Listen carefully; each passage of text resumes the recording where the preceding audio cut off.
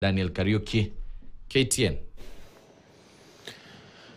Shule za sekondari ya juu zinatarajiwa kushuhudia mageuzi makubwa baada ya darasa la kwanza la mtaala wa CBE kujiunga na shule hizo kuanzia Januari 12 mwakani.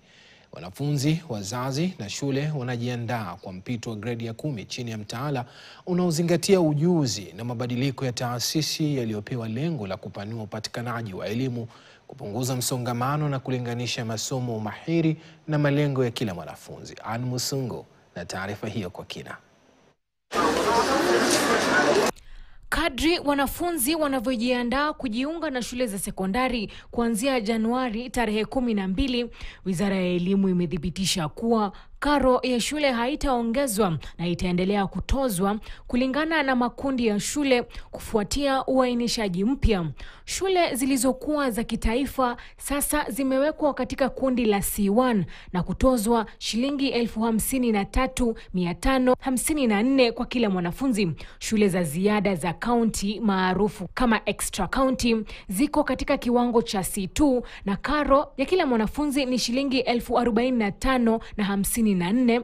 Shule za county ziko katika kiwango cha C3 na karo ni shilingi 40,035 kwa kila mwanafunzi, huku shule za C4 zikiendelea kunufaika na elimu ya sekondari bila malipo. There has not been any revision of boarding fees or any other fees payable by learners in our schools. Wanafunzi watakuwa katika shule za sekondari miaka mitatu, gredi ya 10, gredi ya 11 na kumalizia gredi ya 12. Kila mwanafunzi atasoma masomo 7 yakiwemo 4 ya lazima: Kiingereza, Kiswahili, hisabati ya msingi au hisabati muhimu na mafunzo ya huduma kwa jamii, yani community service learning, pamoja na masomo 3 ya kuchagua kulingana na mkondo wa mwelekeo mwanafunzi aliochagua.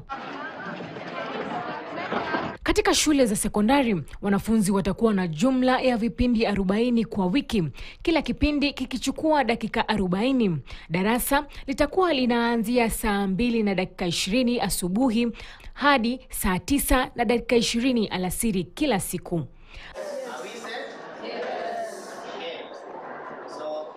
Haya yanajiri huku shule za bweni zikiwa zimeelekezwa kuanzisha mfumo wa wanafunzi wa kutwa kuanzia Januari mwaka 2026 chini ya sera inayojulikana kama Day Wings in Boarding Schools.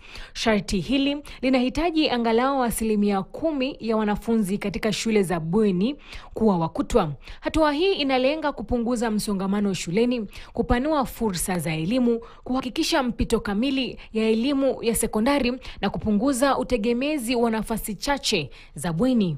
Ann Musungu, KTN, Nairobi. Tuangazie